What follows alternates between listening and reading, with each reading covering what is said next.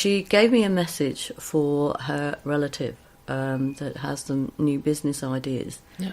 And she wanted to give the message to her that she was behind all of the initiative and that she'd been giving her some signs to try and get her to see and feel that this lady was around and behind it all and supporting her. And also she mentioned her widower and gave his name. And so the message went on for a little while, but she kept referring to a specific bird feather that she wanted me to mention. And it wasn't just once, it was a few times. So after a little bit of thinking, I thought, well, I'll just text her and say that I've got a message from this lady who's called, and she's mentioned all of the aforesaid. If she wanted to know what the message is, to give me a call, which she obviously did. And it turns out the lady that has passed away was her sister-in-law, who died two years to that day. And she is developing this fantastic idea to support women, and it would be very nice when we do have the opportunity to invite her onto the podcast to talk about what she's doing. And obviously the relay of some of this information and then the validation of a specific thing that came from the bird, which is the feather.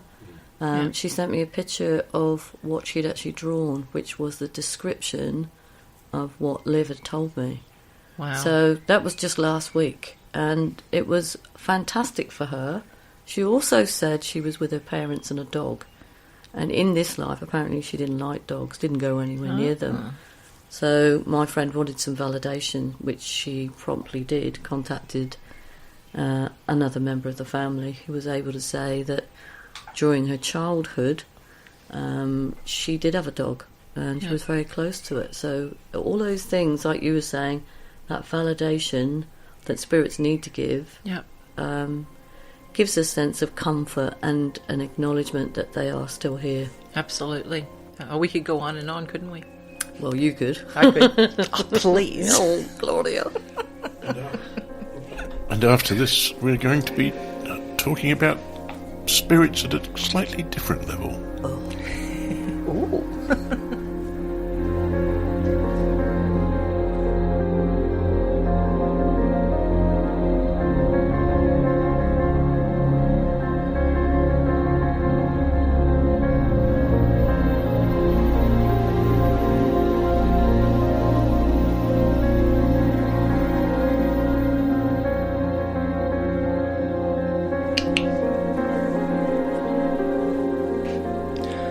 This is our third segment called Spirits with Spirits. This is where we like to have a little fun. Each week one of us will bring a bottle of something special, a favorite wine perhaps, or liqueur, or spirit, favorite beer, or maybe some home brew. We'll enjoy a sampling of our spirit beverage, provide a history of its making, and provide some awesome feedback.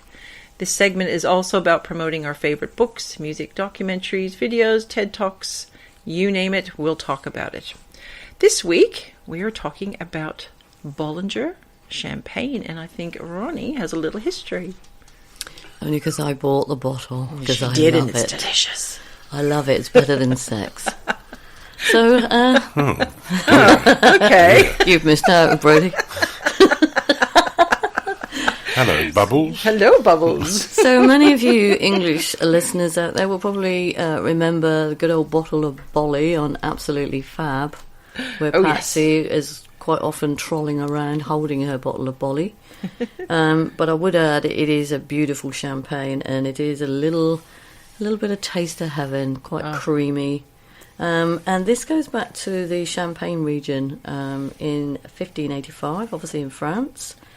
And how do you pronounce that? The Hennequins? Yeah, they were one of the Bollinger founding families who owned a specific bit of land. The Champagne House was founded in February the 6th in 1829, and by Hennequin, Renaudin, and Bollinger. Yes, well done, thank you, Claudia.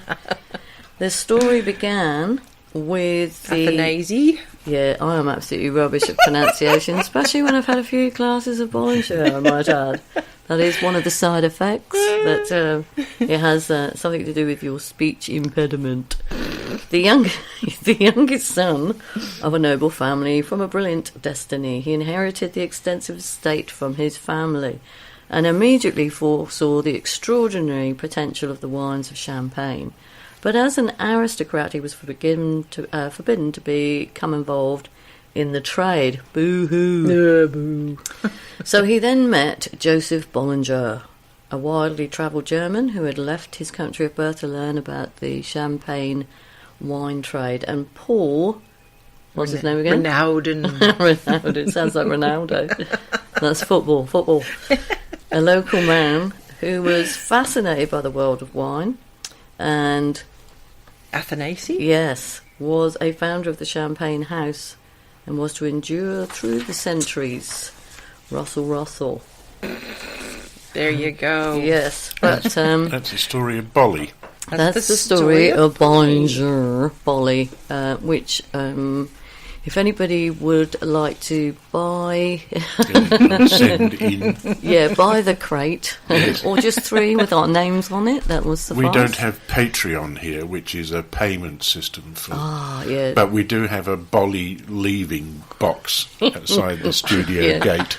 This isn't even voluntary. We do it because we enjoy it from the bottom of our heart. And it is absolutely delicious. Yes. And we're not allowed to call our sparkling wine champagne anymore in Australia. Oh, why not? Yeah. Oh, did you not know? No, I did not. No, we are legally... It has to be sparkling. Sparkling wine.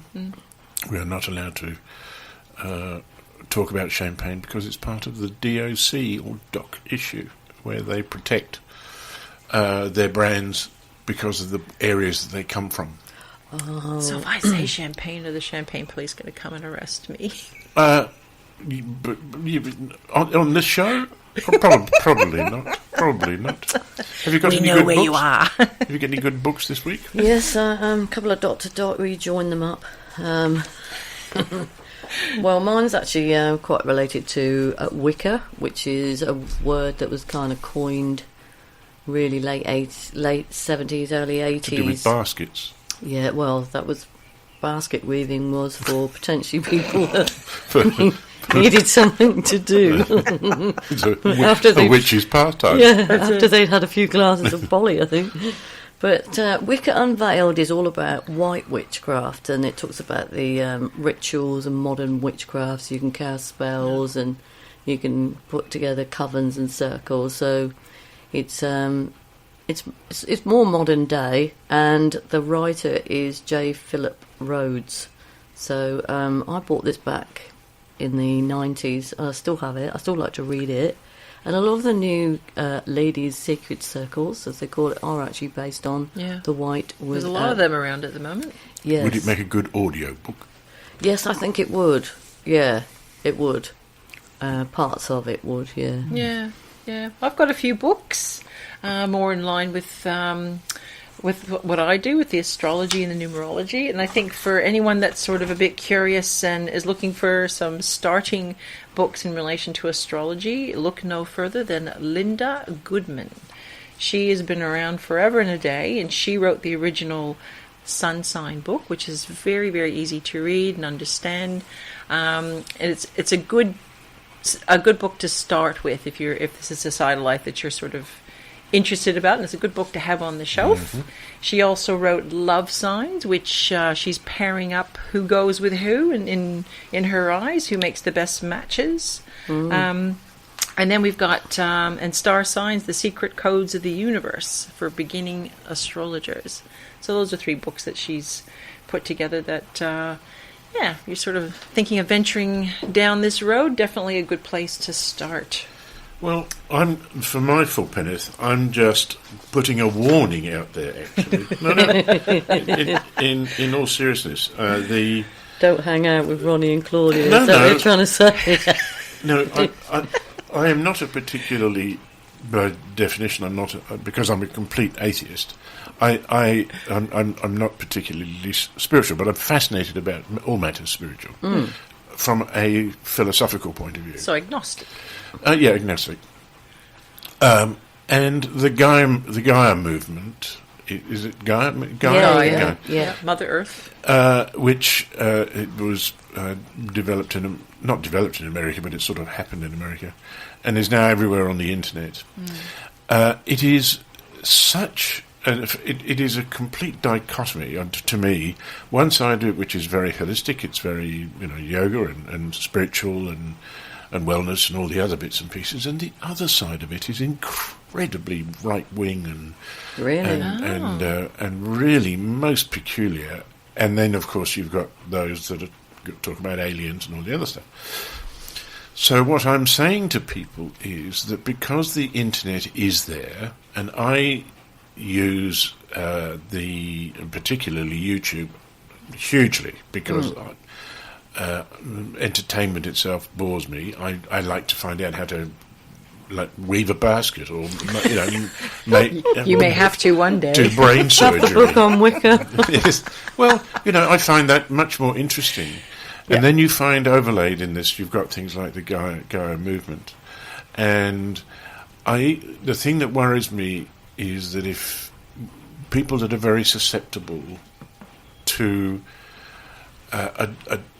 very rapid adopters to weigh out ideas can easily find that stuff on the internet and just take it as gospel. Yeah. And these people now produce huge quantities. I mean, they own video businesses and what have you. Like they charge $100 and something per year.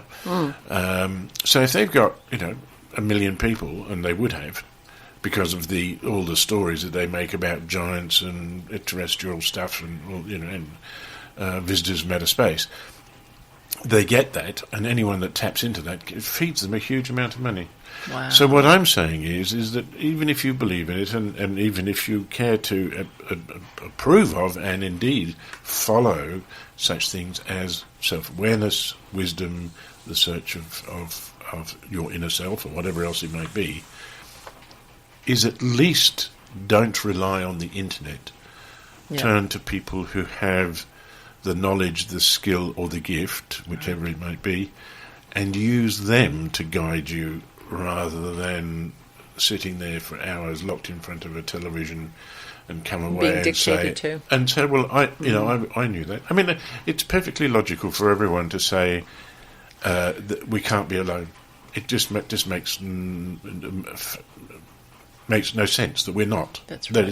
That we can't be just the only. That's right. And that's a start. That's a really positive place to start. And that's fine. No one's. It doesn't matter whether it's green or big or small or kept in Area 52 or whatever. Yeah. But the part is don't. If you take away the myth, just accept it. It's just true. The probability is there. Then it's about as interesting as a wet weekend, when you take that level away. And just concentrate, really, forget about all that rubbish, and just concentrate. You have a guide, meet somebody, let them walk you through the things that matter. You put it out to the universe, and you just get the universe to guide you. And you and I have been on a very similar journey recently with different spiritual pursuits that we've been looking for ourselves, just to pull us back on the right track. Yeah. And there are certain things that we've experienced that we've stepped away from and thought, no, that's not for us. It didn't feel right. But then there have been other experiences that we've had where we've felt completely embraced, haven't we? Yeah. Well, it would be too easy to turn this podcast into a shock jock thing. Oh, we could. Yeah, that's why we've got the Bolly. and that's really, I think that's just the cheat's way out. Yeah. I think people are listening to you because they want to know that there are answers out there to be had. Correct. Yeah, I think you're absolutely right. Because there's so much information so widely available on Google that it can be a bit disconcerting that once people have read books or watched videos and not really been to somebody who's experienced in a specific area and learnt from them. As I think about my own childhood, it was, the elders in the village were responsible for giving you guidance and helping you to develop your skills. It was not about reading something from a book. No. And I think it's really important for us to get that message out to everyone that we're not making any judgment on what you believe in, but we